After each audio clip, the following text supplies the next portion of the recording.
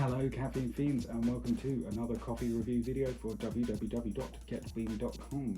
I'm Vince, the Mean Bean Machine, and today we're looking at Coffee by Tate's Rio Azul.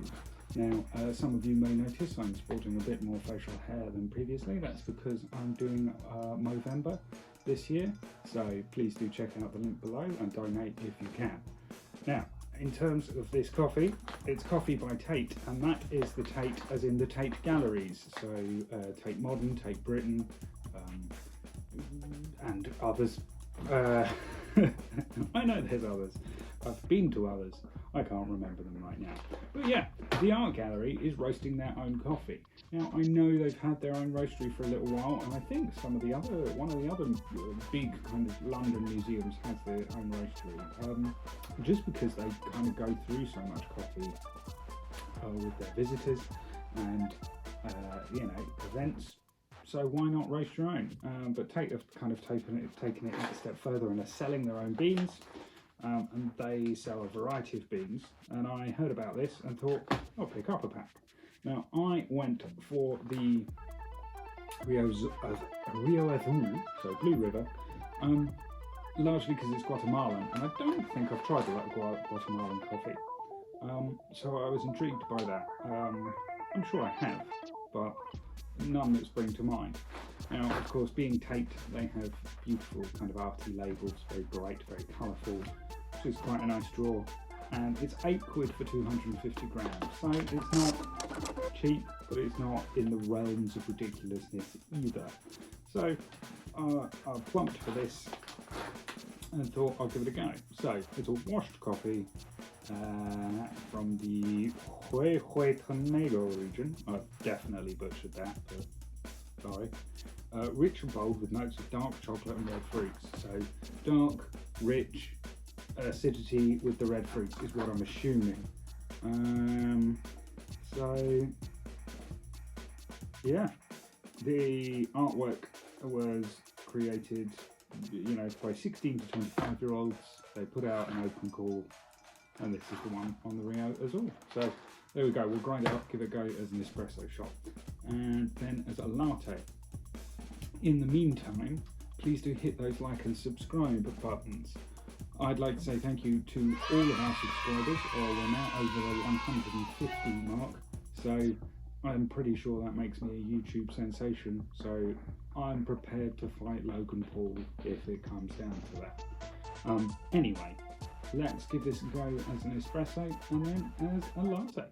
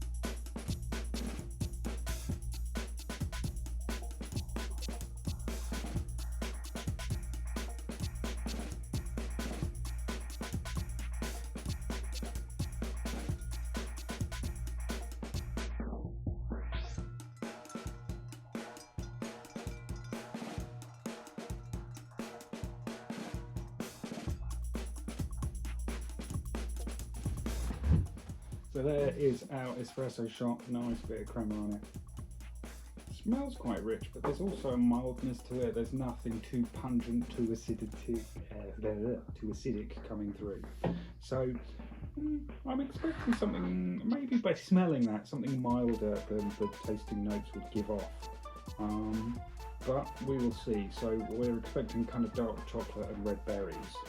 So red berries would suggest an acidity. So we'll give it a go.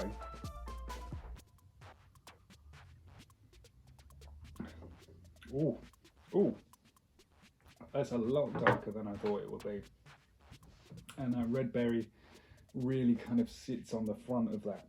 So, It's almost like a dense, rich kind of fruit cake.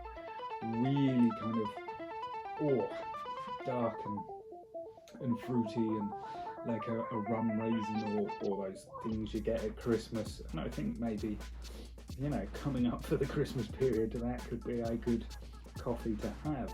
But wow, the darkness and the strength there really comes through more than I expected. But again, that fruitiness is really kind of at the forefront and tempers that a lot. So yeah, they're bang on the money with the dark chocolate and red fruits, and red berries even. And I'm really, really surprised by that. But just how kind of dense and dark that is. Really. I could not deal with that regularly as an espresso shot. From a personal perspective, that is dark and strong. Pleasant though. That fruitiness just sits on the front there, and really just you get that real kind of dark viscousness kind of going down the back of your throat, and then these kind of red berry notes just right at the tip, kind of going, no, there we are. There's not a lot of acidity for that, but it's definitely kind of fruity at the tip of the tongue. So yeah, the best thing I could kind of equate it to outside of those notes would be like a heavy kind of fruit cake sort of thing, or a malted fruit loaf or something along those lines. Anyway, we're good to go as an oat latte, see if that kind of tempers that darkness. I'm hoping actually it will, and it'll bring out a kind of nice smooth texture. We'll see how that goes. Maybe the fruitiness will come to the fore even more so. I can't imagine it, but I'm hoping it will kind of balance it out, and that chocolatey smoothness will come through a bit more. So we'll see how it goes as a latte.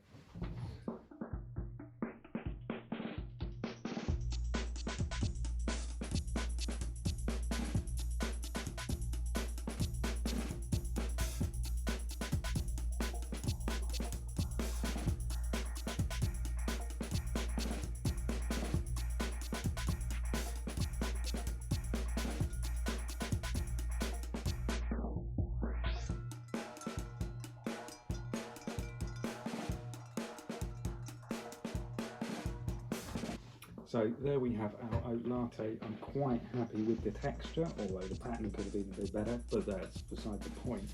So hopefully this will bring a kind of smoother texture to it, maybe mellow out that chocolate, make it more milky, and bring the fruit to the fore a little bit more. We will see. Here goes.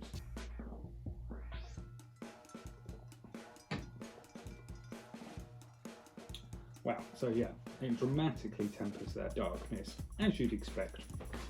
Makes it considerably smoother. The fruitiness is still there, but it's much milder, and that's fine because that darkness is gone. That sort of viscousness at the back of your throat is gone, and it's a lot smoother. So it becomes this kind of creamier, milkier chocolate kind of effect, and this slight hint of fruit, slight hint of berry. More like a fruit and nut bar rather than a dense fruit cake. And I really like that actually as a latte drinker, as a smooth, creamy latte. There's still a darkness to it. It's not, you wouldn't kind of go, oh, that's nice and light and creamy. There's still a darkness to it, but dramatically tempered. So you've got this kind of richer taste, it's richer flavour. It sits at the back of the throat rather than just kind of coats it. And it's very pleasant indeed. I'll go away and have, some thoughts about that and write them up.